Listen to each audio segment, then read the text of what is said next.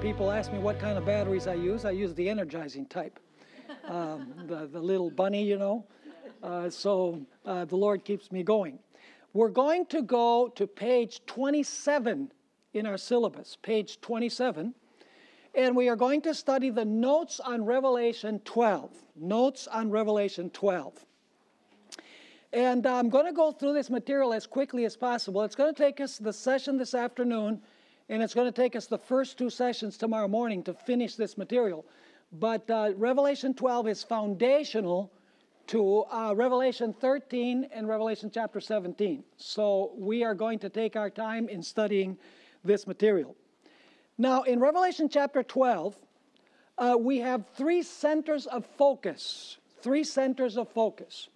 And when we have our prayer, we are going to take a look at those 3 centers of focus. The rest of our time together, today and tomorrow, when we study this material, is going to be on these 3 centers of focus. So let's bow our heads for a word of prayer. Father in heaven, we thank you that we're able to gather together again to study this lesson. We ask for the guidance of your Holy Spirit. Give us clarity of thought. Help us to understand the deep things of God. And we thank you for your presence with us and for answering our prayer, because we ask it in the precious name of Jesus. Amen. Amen. As I was mentioning, Revelation chapter 12 has 3 centers of focus, and you have it in your material. Number 1, Revelation 12, 1 through 5, is amplified in Revelation 12, verses 7 through 12. In other words, Revelation 12 is not in chronological order. The events don't transpire one right after the other throughout the course of the chapter.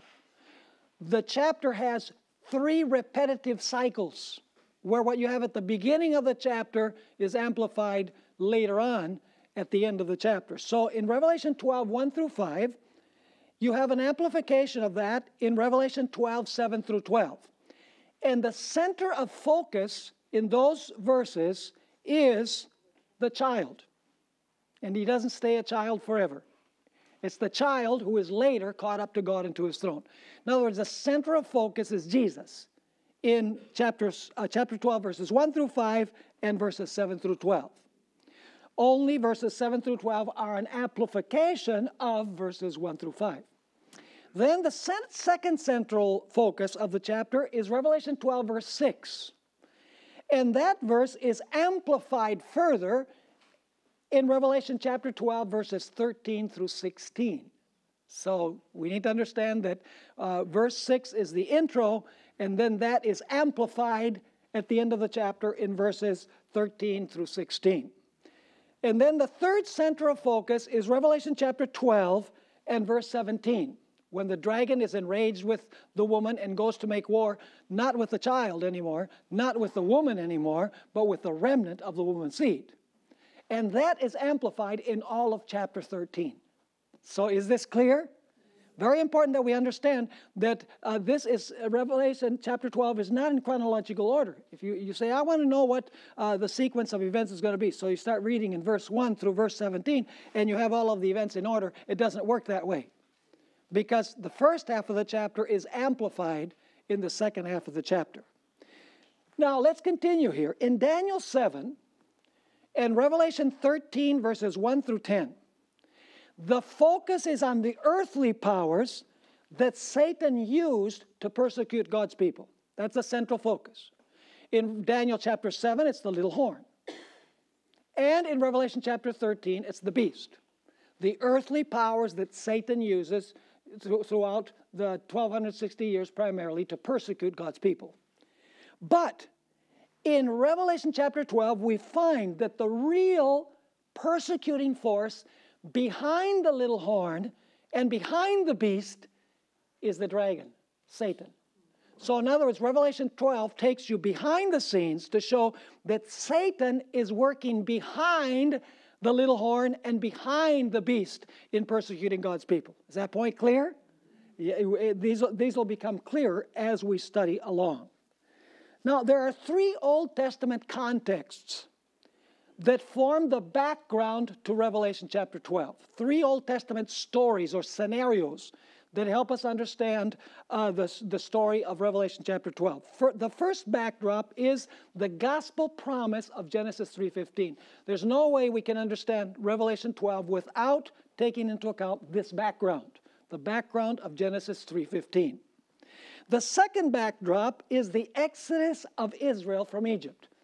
There's no way that we can fully understand the chapter unless we go back to the story of the deliverance of Israel from bondage in Egypt, because that's in the background of Revelation 12.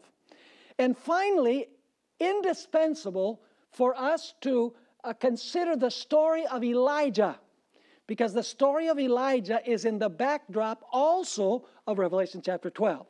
So Revelation 12 depends heavily on the Old Testament.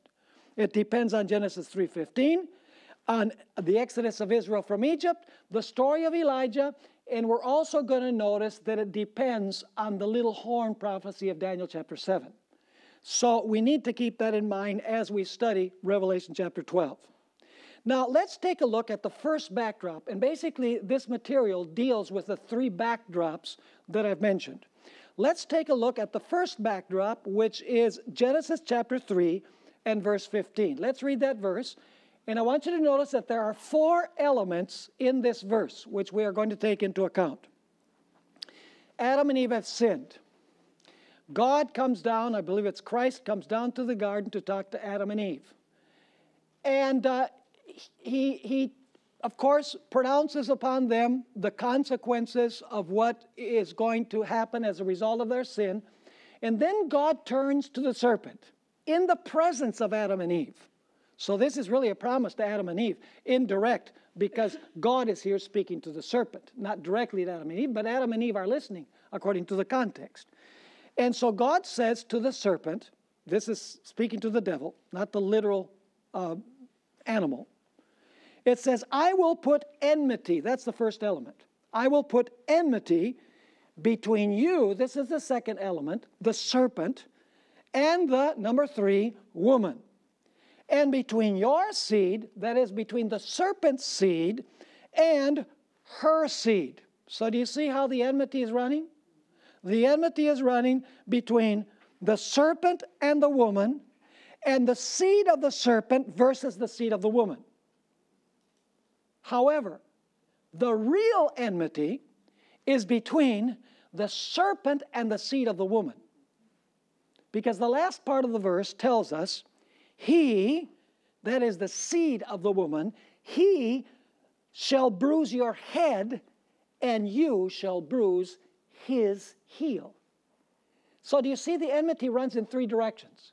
It runs between the serpent and the woman, between the seed of the serpent and the seed of the woman, but the primary enmity is between the serpent and the woman's seed. That's the primary enmity, although there is enmity between the serpent and the woman as well, and their respective seeds. Is this clear? So once again, 4 elements: enmity, serpent, woman, and 2 seeds. Now, the primary enmity, as I was mentioning, is between the serpent and the woman's seed. Then the enmity extends to the woman, and finally against according to this, the remnant of the woman's seed. So there are 3 enmities revealed in Revelation chapter 12, we're going to notice. First, the dragon goes against the woman's seed. Then he goes against the woman, and finally he goes against the seed of the woman, the seed's seed, if you please. Now, let's take a look at the Exodus backdrop. We've looked briefly at the Genesis 3:15 backdrop. Let's look at the Exodus backdrop, and I'm not going to go in a lot of detail here. I'm just going to mention the main points in the Exodus backdrop. Now, in the Old Testament, God's people are compared to a beautiful woman. And Jeremiah 31 and verse 32 tells us that at Sinai, God married his people Israel. So you have a relationship here between God and Israel. God is the husband, and Israel is his bride, or his wife, his woman, so to speak. What is the fulfillment of this? In Revelation 12, verse 1, God's bride is what? The church. Jesus was the seed of Abraham and the seed of David. Was Jesus born from the Old Testament church? Of course he was. Was he the seed of David? Was he the seed of Abraham? Did he come from the Old Testament woman, so to speak? Absolutely. In other words, Jesus was born from the lineage of the Jewish nation that is from the Old Testament church. Then we have another prophecy which has to do with the Exodus theme. Israel was crying out in travail because of their bitter bondage, right? They had cruel taskmasters. Israel was longing for a deliverer to be born that would deliver them from bondage. Where is that fulfilled? When Jesus was about to be born into this world, the whole of humanity was in bondage to sin. Is that correct? All were in bondage to sin. In Revelation chapter 12, what condition is the woman in? The woman is crying out in pain because she wants the deliverer to be what? To be born. In other words, the pain and anguish of the woman in Revelation 12 are birth pains. Just like Israel was crying out for deliverance from their literal enemies, so the human race is crying out in Revelation chapter 12, verse 2, symbolically, longing for a deliverer to be born.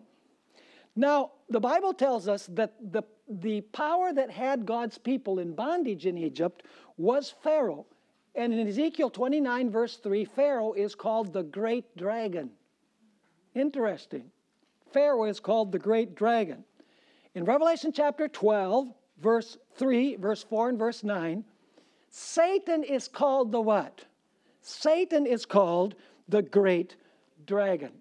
So you begin to see a parallel here between the Old Testament deliverance of Israel and the New Testament deliverance of God's people. We have another prophecy.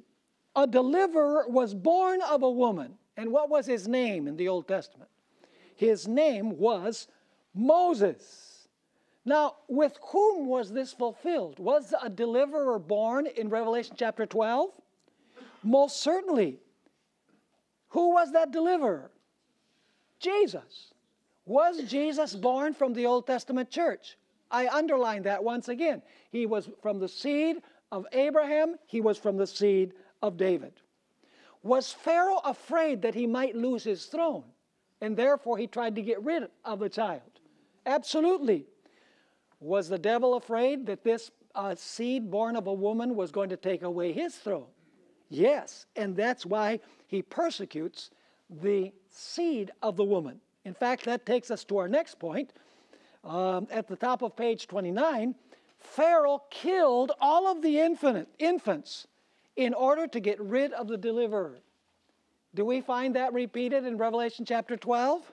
It says that the dragon stood next to the woman to devour her child as soon as her child was born. So where did Moses go? Where did he flee to escape the death sentence? He fled to Egypt. And we're told in Hosea chapter 11 actually, verse 1, out of Egypt I called my son. Who is that really fulfilled in? According to Matthew 2, verse 15, that prophecy is applied to Jesus Christ, who found refuge in Egypt and was taken out of Egypt to return to the promised land.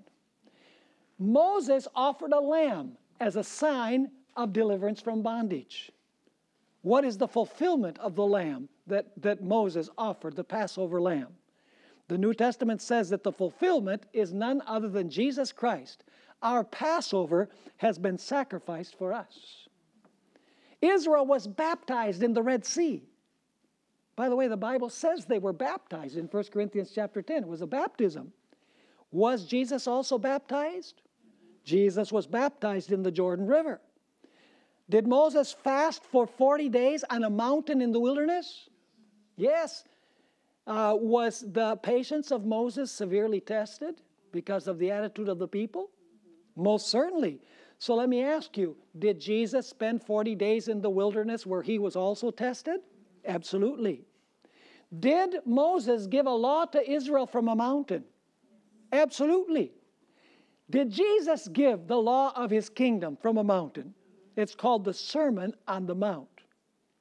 The face of Moses shone on a mountain. Did the face of Jesus shine on a mountain? And lest you think that there's no connection here, go to 2 Corinthians chapter 3, where the Apostle Paul explicitly connects what happened with the face of Moses with that happens with the face of Jesus Christ. Did Moses intercede for God's people when they sinned and offer his life in place of theirs? Yes. What does that represent? It represents Jesus, our intercessor. Moses brought water from a rock. But who is that rock? The Apostle Paul says the rock was Christ. Moses established 12 tribes and organized 70. Did Jesus choose 12? Did he also send forth 70? Do you think all of this is just coincidence? No, all of this is the background to Revelation chapter 12. Moses was tested by constant opposition by the Jewish leaders. Was that fulfilled in Jesus? Was Jesus constantly tested by the people and by the leaders of Israel? Absolutely. Moses died, was buried, resurrected, and ascended to heaven. Did Jesus die? Was he buried? Did he resurrect and he go to heaven? Absolutely. In fact, in Deuteronomy 18, verses 15 through 18, a promise was made that one greater than Moses would come. And in Acts chapter 3 and verses 22 to 26, we are explicitly told that that one who was going to be greater than Moses was none other than Jesus Christ. So is there a backdrop of the Exodus in the story of Revelation chapter 12? It's as subtle as a tornado in Kansas. I could have chosen other states, but that's the one that came to mind. So let's notice the principle. Let's notice the principle where it says summary. Literal Moses brings literal deliverance to literal Israel from literal bondage in literal Egypt by offering a literal lamb, takes them across a literal desert, brings literal water from a literal rock and literal manna from heaven, and raises up a literal serpent to prevent literal death, and leads literal Israel to the borders of literal Canaan. Now, how is this fulfilled? Is it fulfilled literally? Is it fulfilled literally again? No. It's fulfilled symbolically. See, the rock represents something. The serpent represents something. The manna represents something. In other words, you have a spiritual understanding of all the literal things in the Exodus episode. It is obvious that what was literal and local in the Old Testament with literal Israel is to be understood how? In a spiritual and worldwide sense today. So far, so good? All right.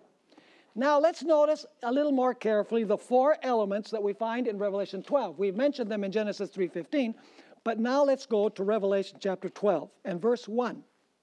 Here we are introduced to the woman. Now a great sign appeared in heaven. A woman clothed with the sun, with the moon under her feet, and on her head a garland or a crown of 12 stars. So we have a woman. Now, what does a woman represent in prophecy? It represents the church. But the big question is, when John sees this woman, does this woman represent the Old Testament church, or does this woman represent the New Testament church? The answer is that it represents the Old Testament church. And you say, why does it represent the Old Testament church? Simply because when John sees the woman, the child had not been born yet. Let me ask you a dumb question. Who exists first, the woman or the child? I told you it was a dumb question. The woman exists first, right? And then the child comes from the woman. So, did the Old Testament church exist before Jesus was born? Absolutely. So what Revelation 12 is saying is that from the Old Testament church, God's woman in the Old Testament, if you please, God's bride in the Old Testament, comes forth Jesus Christ. Now, it's important for us to realize, folks, that in the Old Testament you have many women who are not the women, but they prefigure the woman. And we have seeds that women have, and they prefigure the seed, but they are not the fulfillment to the seed as such. Now, we need to ask the question, we know what the woman represents. It represents the Old Testament church. What does the sun represent and the moon? Because it says that she's clothed with the sun, she has the moon under her feet. Well, the fact is that the Bible says very clearly that the sun is the greater light and the moon is what? The moon is the lesser light, we're told in the book of Genesis. Now you say, why is this important? Let me ask you, who is the greater light?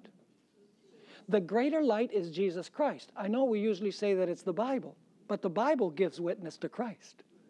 See, the greater light is Jesus. So the sun represents the fact that this is the church of God. He's going to talk about the time of fulfillment. Let me ask you, where does the moon get its light? From the sun. It's reflected light.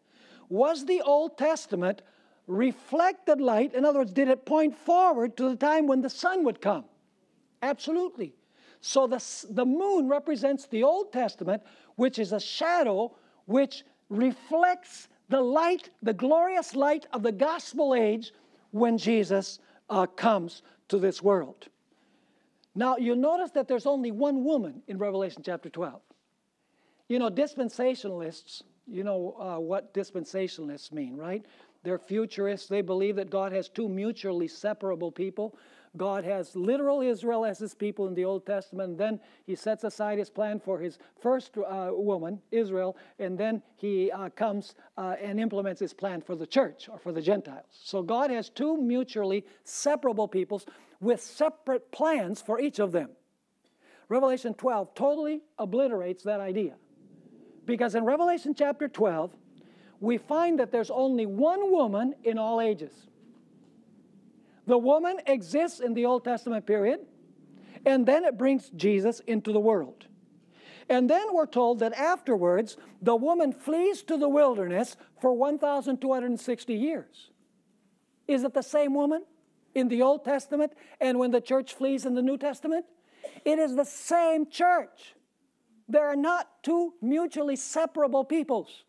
There is one people of God throughout all ages. And by the way, there is only one Messiah for both. And there's only one dragon who wants to destroy both of them. So we know what the woman represents, the Old Testament church, when John first sees her. Later on, she becomes the New Testament church when she's persecuted. We know in the story what the sun represents. It represents the coming of Jesus when he's going to be born. And the moon represents the Old Testament system that is a reflection that points people's eyes towards the rising of the sun. What is represented by the 12 stars on the head, on the crown of this woman? Well, we don't have to guess. The 12 stars on her crown represent, in the Old Testament, the 12 patriarchs, the 12 sons of Jacob. Were they the founders of Israel, the 12 sons of Jacob? Yes. In fact, you have references for all of these. I'm not reading them here because I want you to catch the global picture. You have it in your syllabus and you can read all these texts. That's why we give you from 4 o'clock on free, so that you can go and you can look up all of these verses. I hope that you will do it because there's a lot of material here that we're only covering in principle. So the 12 founders of Israel are the 12 stars when the woman is in the Old Testament stage. Incidentally, you remember the story in Genesis chapter 37, verses 9 and 10, where Joseph had this dream of the sun, the moon, and the stars. And he said 11 stars were bowing before him. Who was the 12th star in that story? Joseph, because there were 12 brothers. And they're spoken of as stars. So that's where this idea comes from, that the 12 stars represent the founders of Israel. But how many apostles did Jesus establish? He established 12. What is Jesus trying to teach? He's saying that the 12 apostles continue the legacy of Israel. It's the same people. 12 founders in the Old Testament, 12 founders in the New Testament. In fact, Ellen White, who I find to always be in harmony with Scripture, had this to say in Acts of the Apostles, page 19. As in the Old Testament, the 12 patriarchs stood as representatives of Israel, so the 12 apostles stood as representatives of the gospel church. So the number 12 represents the two stages of the history of the woman. The Old Testament church and the New Testament church. So far, so good? Now, let's notice the second element in Revelation 12. We've already noticed the woman. Now let's notice the woman's seed. The woman is going to have a child. A seed is going to be born from her. And it says in verse 2, then being with child, she cried out in labor and in pain to give birth. Is she crying out like Israel cried out in the Old Testament? For the deliverance of the child, the deliverer is going to be born. Was Israel sighing and crying for a deliverer? Just read Luke chapter 2, and Luke chapter 3. They were waiting for the consolation of Israel. It says that their hearts were burning for the coming of the Messiah. That you have symbolically portrayed in Revelation 12, where the woman is crying out in labor pains. And so she's crying out in pain. This seed is then born. Who does the seed represent? The seed represents Jesus Christ. So do we have in Genesis chapter 3:15, do we have a woman? Yes. Do we have a seed of the woman in Genesis chapter 3 and verse 15? Yeah. Is there enmity there? Let's go to element number 3. This is at the bottom of page 31. And another sign appeared in heaven, and behold, a great fiery red dragon. And in verse 7 through 9, this dragon is identified as the ancient serpent. Why is he called the ancient serpent? It's saying, hello, Genesis 3:15. It's the same serpent of the past. And so it says, and another sign appeared in heaven. Behold, a great fiery red dragon. Why is it fiery red? It must be communism, right? Or perhaps it's the Republican Party. Just kidding.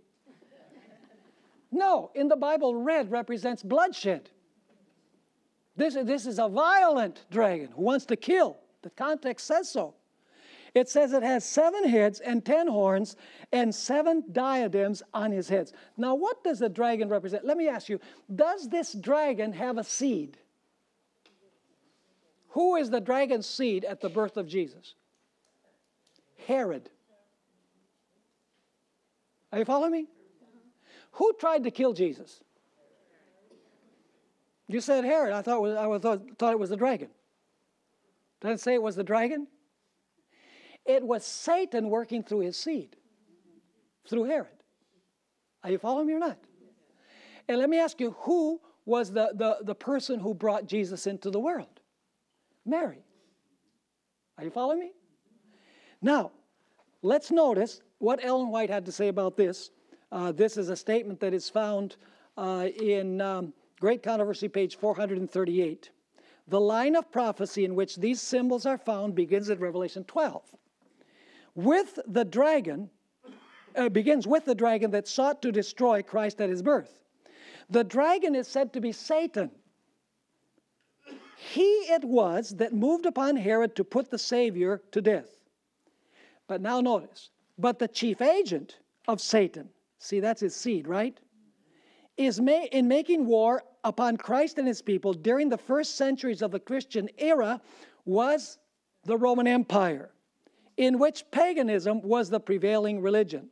Thus, while the dragon primarily represents Satan, it is, in a secondary sense, a symbol of what? Pagan Rome. And you know, we could go back to the Old Testament. Who killed Abel?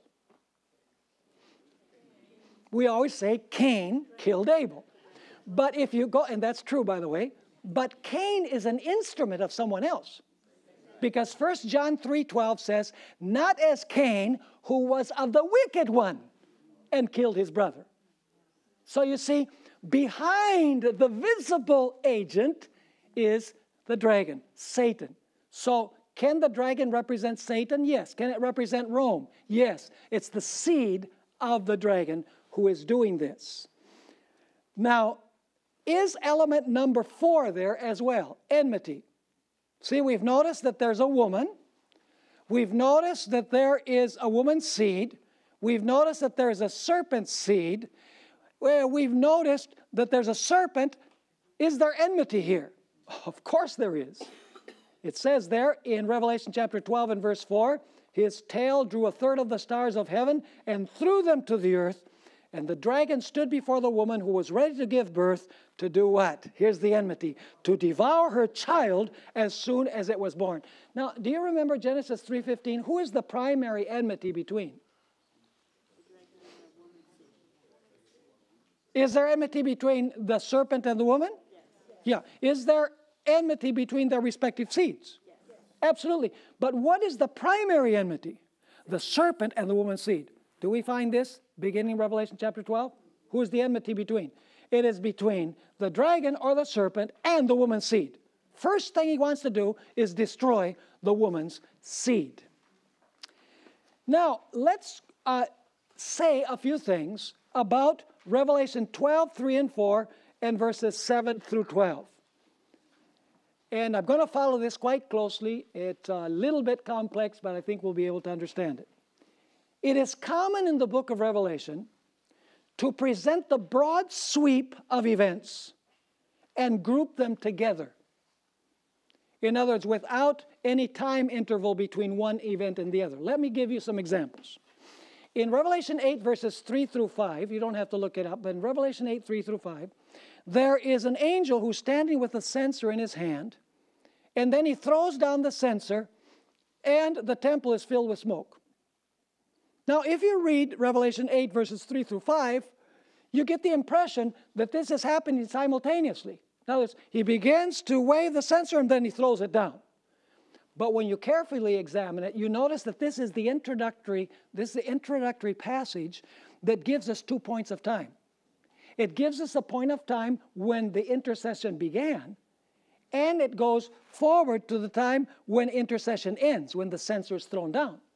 Now, when you read the introductory passage, it seems like one event follows the other immediately.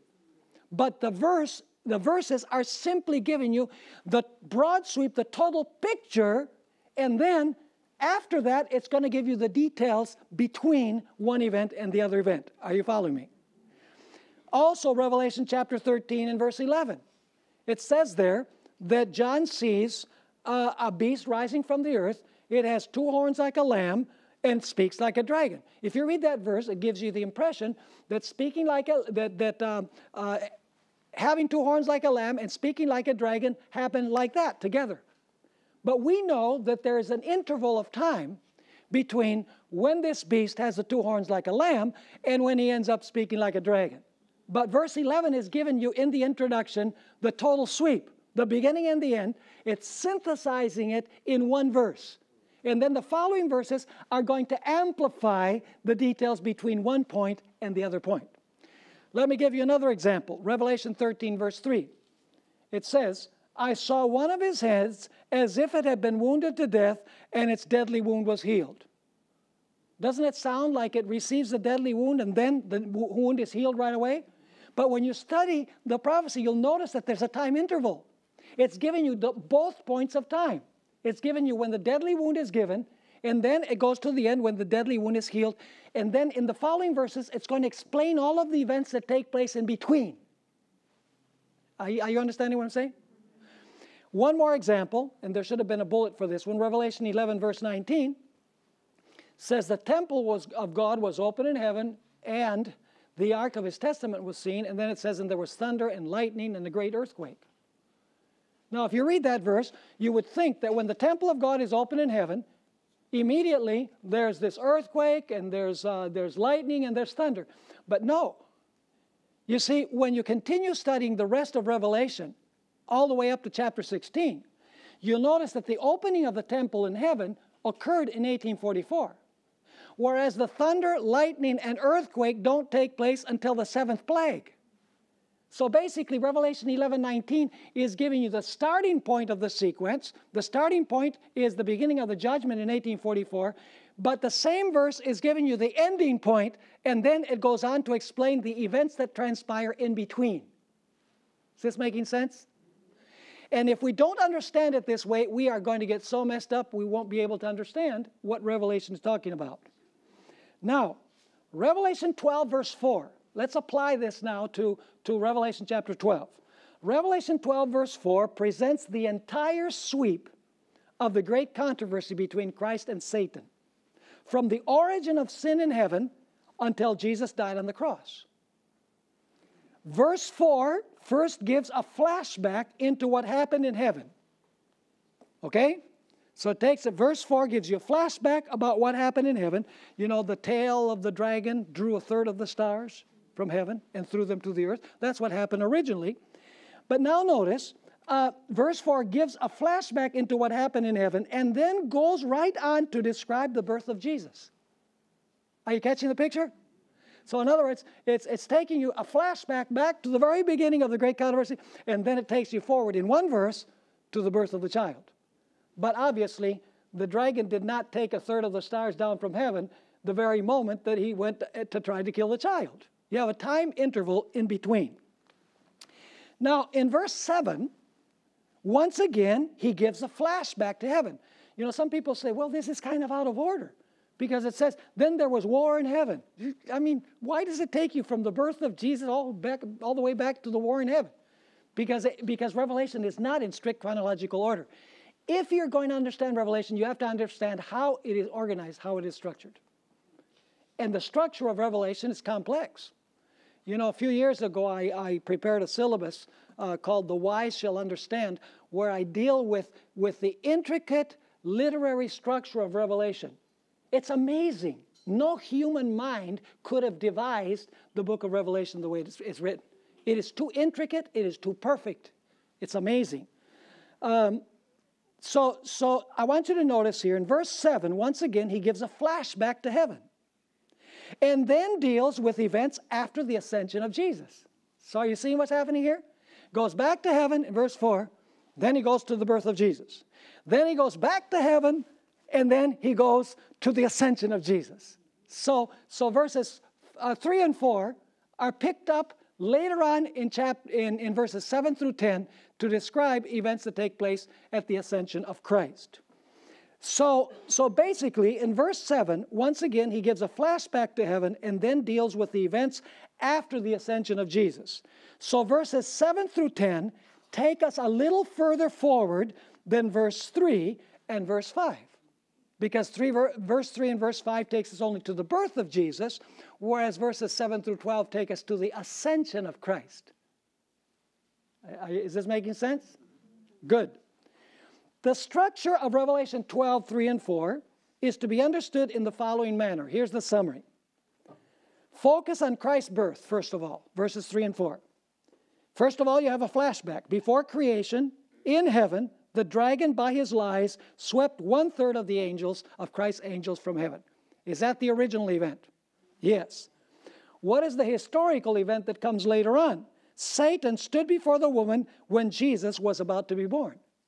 So one verse tells you about the origin of this controversy, and the other one of the time when Satan is going to attempt to try and slay the seed. Now, I want you to notice in Revelation chapter 12, verses 7 through 12, you have the same basic idea. First of all, you have a flashback. Satan was originally cast out of heaven with his angels. Remember, Michael and his angels fought against the devil and his angels, and no place was found for them in heaven, and they were cast out. The tenses, now notice the tenses of verbs are very important. The tenses of verses 7 through 9 clearly indicate that this is a past event.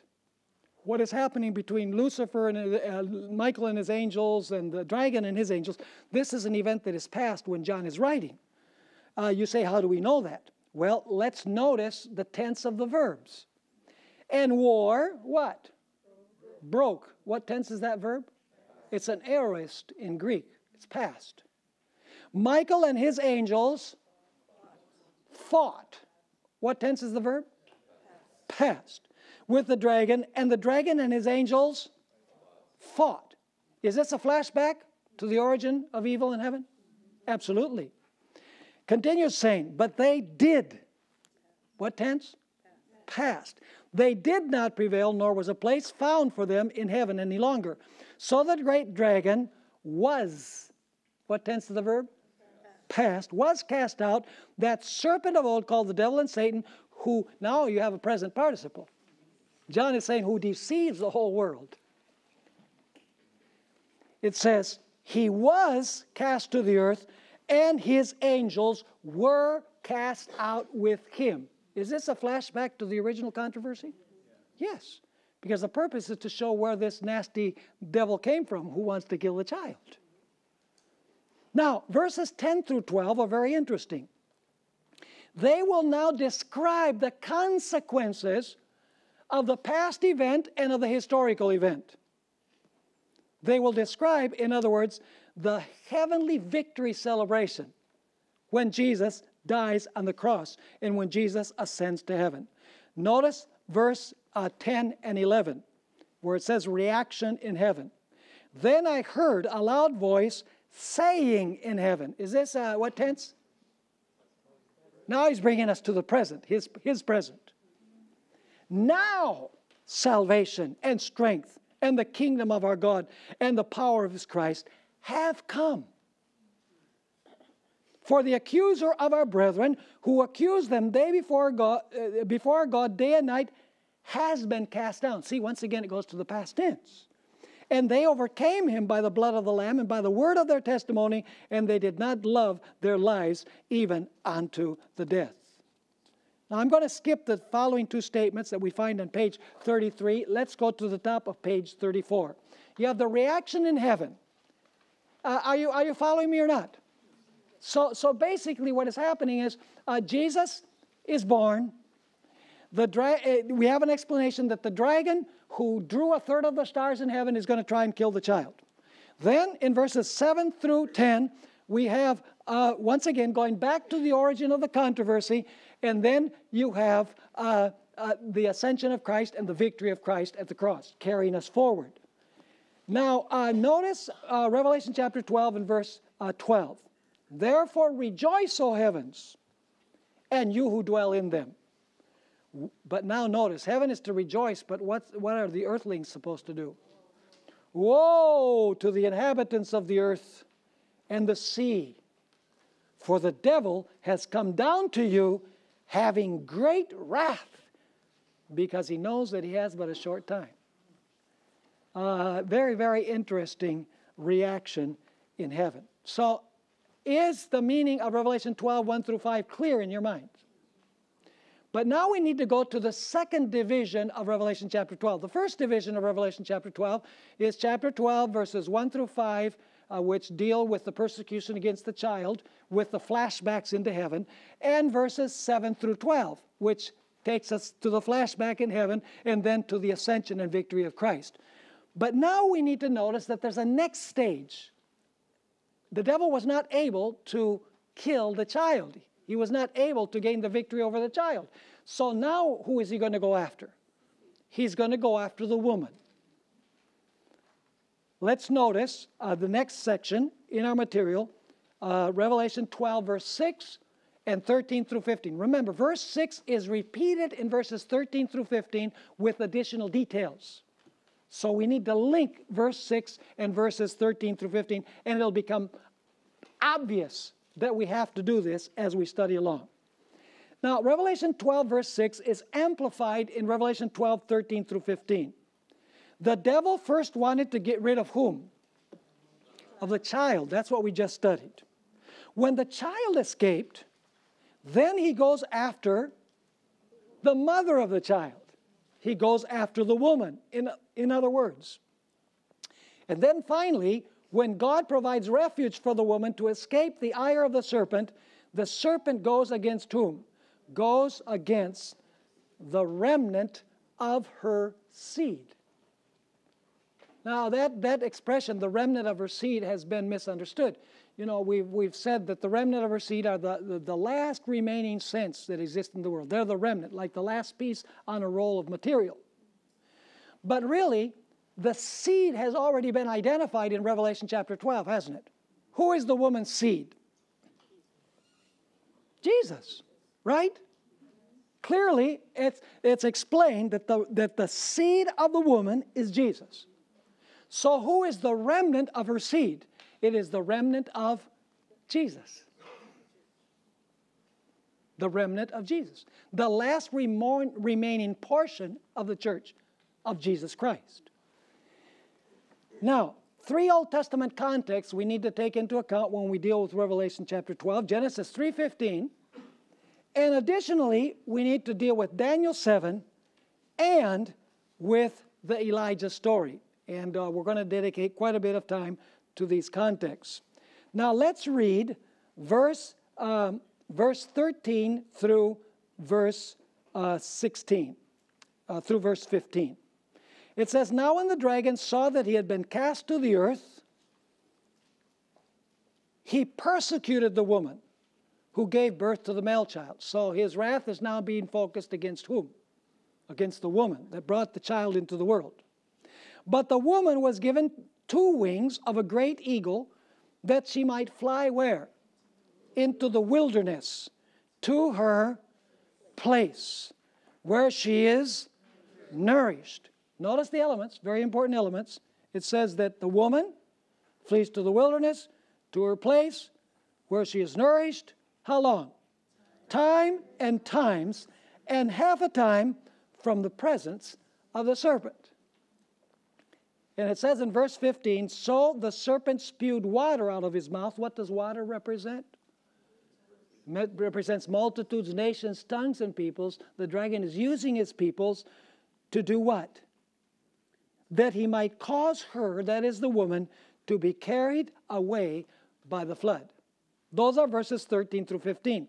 Now, let me ask you, is verse 6 very similar to verses 13 through 16?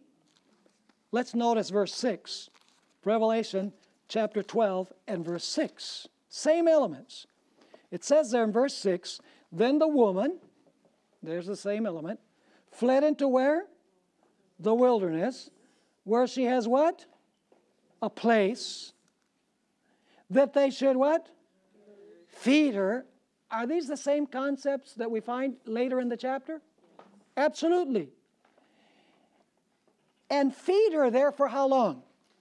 1,260 days. Is that the same as times, and the dividing of time? Yes. So must we link Revelation 12, verse 6 with Revelation chapter 12 and verses 13 through 16? We have to connect them. The verses 13 through 16 are amplifying what was already introduced in verse 6. Now the top of page 35. Revelation 12 verse 6 merely introduces the next stage in the drama, but does not tell us why the dragon is enraged with the woman. Simply it says that the woman flees to the wilderness. Does verse 6 give us the reason why the woman has to flee to the wilderness? Does it say the dragon is persecuting the woman? No, it says the woman flees to the wilderness. So the question is, why does she have to flee to the wilderness? Well, verses 13 through 15 give us the reason. They say that when the dragon saw that he had been cast out of heaven, by the way, that happened at the cross as well. Did you know the devil was cast out of heaven at the cross? In fact, in John chapter 12, verses 10 through 12, Jesus was referring to that when he said, "Now is the judgment of this world. Now the prince of this world will be cast out."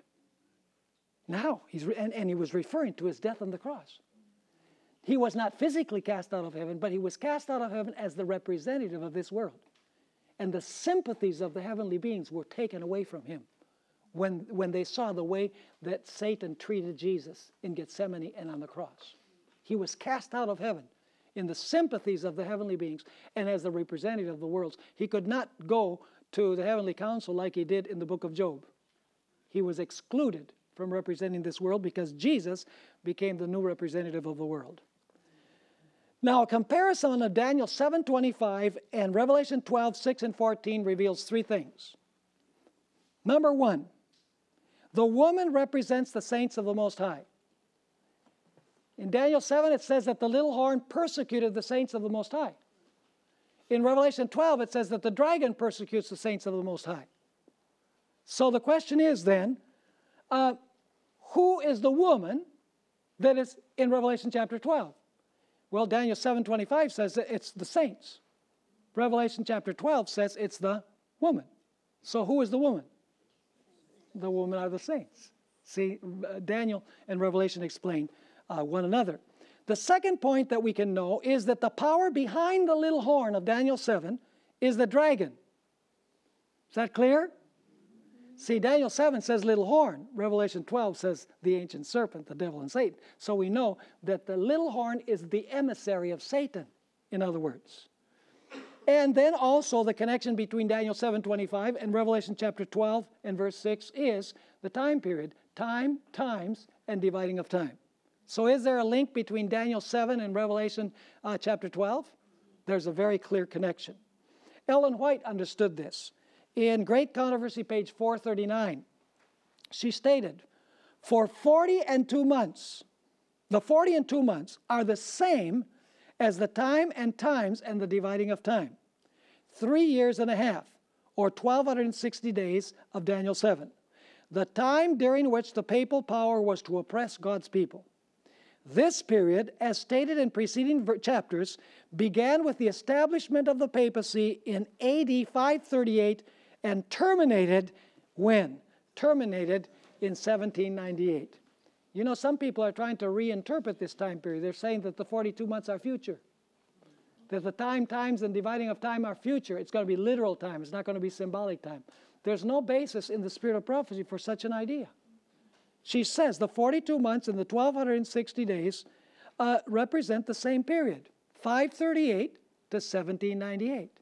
We need to be careful not to insert into prophecy that which is not there, because what it does is it ruins the chain of Bible prophecy, the sequence of events. Now, let's notice Revelation 12, 13 to 15. This is where verse 6 is amplified. Now we're going to discover the real reason why Satan goes after the woman. Verse 6 didn't tell us. Verse 6 simply said that the woman fled to the wilderness. She has a place prepared. There she's nourished for times of the dividing of time. But it doesn't tell us, why did the woman have to flee? Does it have anything to do with the dragon? Well, verses 13 through 15 now amplify and explain. We're going to find in verse 13 that when the dragon saw that he had been cast out, that's the reason, he persecuted the woman who brought the male child into the world. So what is it that enraged Satan? The fact that he had been what? Cast out of heaven. Now notice this statement from Ellen White, Early Writings, pages 191 and 192. This is after Jesus resurrected from the dead. He's come forth from the grave a victor. I am the resurrection and the life. Satan again counseled with his angels, and with bitter hatred against God's government told them that while he retained his power and authority upon earth, their efforts must be tenfold stronger against the followers of Jesus. So he couldn't conquer Jesus, so now he's going to go after whom? The followers of Jesus. They had prevailed nothing against Christ, but must overthrow his followers. See Revelation 12 there? They were not able to conquer Christ, because Christ ascended to God and to his throne. So now they go after the followers of Jesus, represented by the woman. It continues saying, in every generation they must seek to ensnare those who would believe in Jesus. He related to his angels that Jesus had given his disciples power to rebuke them and cast them out, and to heal those whom they should afflict. And now notice this. And then Satan's angels went forth like roaring lions, seeking to destroy the followers of Jesus. Does that sound like Revelation chapter 12, where it says that, rejoice, O heavens, you who dwell in them. The accuser is gone. Hallelujah. No more accusations in heaven. The pest is out of here. But woe to the inhabitants of the earth and of the sea, for the devil has come down to you with great wrath, knowing that his time is short. What is it that inspired his wrath? The victory of Christ over him through his death and his ascension. Do you see the connection between verses 3 and 4, 7 through 12, with what we have in the following verses? There's a link and a definite connection.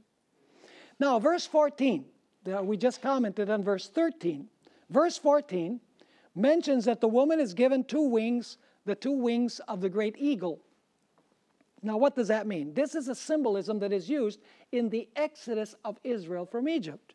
God says, I took you on eagle's wings. Now, an eagle is notorious for being swift, powerful, flies high, and protects its young like the apple of its eye. This is the same way that Jesus feels about his persecuted people.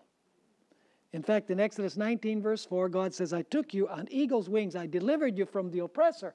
I delivered you from he who had you in bondage to take you to the promised land. And then I want you to notice verse 15. This is a very significant verse. Verse 15. Are we doing well so far? You've been able to follow me along? We're going as fast as we can because we have so much material to cover. But notice Revelation chapter 12. Revelation chapter 12 has a very important detail that very seldom is ever touched upon. How many heads does this dragon beast of Revelation chapter 12 have? It has 7 heads. So how many mouths must it have? It must have 7 mouths if it has 7 heads. But now I want you to notice a very interesting detail that we'll pick up on when we deal with Revelation chapter 17. Revelation chapter 12 and verse 15. The woman has fled to the wilderness. She's sustained. She's fed there. And then it says, so the serpent, who is the same as the dragon, right? He's called the dragon, the ancient serpent, the devil, and Satan. And so the serpent is the same as the dragon. It says, so the serpent spewed water out of his mouth. Singular. How many heads are functioning at a given time? 1. Even though this dragon beast has 7 heads, only one of them is spewing water out of its mouth. Remember, just keep that in mind because we're going to see that this is very significant. In Revelation chapter 13, how many heads does the beast of Revelation 13 have? The beast that comes from the sea. 7 heads. And yet it says, I saw one of his heads as though it had been wounded to death. So the point is that only one of the 7 heads is functioning at any given time, is spewing waters of persecution out. Are you understanding me? Actually, we're going to see that the 7 heads represent the 7 consecutive powers that rule, beginning with Babylon and ending with the restoration of the papacy at the end of time. They are stages in which God's people were persecuted. And only one power is actually doing that at a time, not all 7 doing it at the same time. We'll deal with that a little bit later. So even though the dragon or serpent had 7 heads, only one head is spewing out water. When we come to Revelation 17, we will deal more extensively with this. Visit secretsunsealed.org for annual class dates and topics. Anchor is a seminary-level course of study on the fundamentals of Seventh-day Adventist theology taught by Pastor Stephen Bohr and guest theologians. Seating is limited.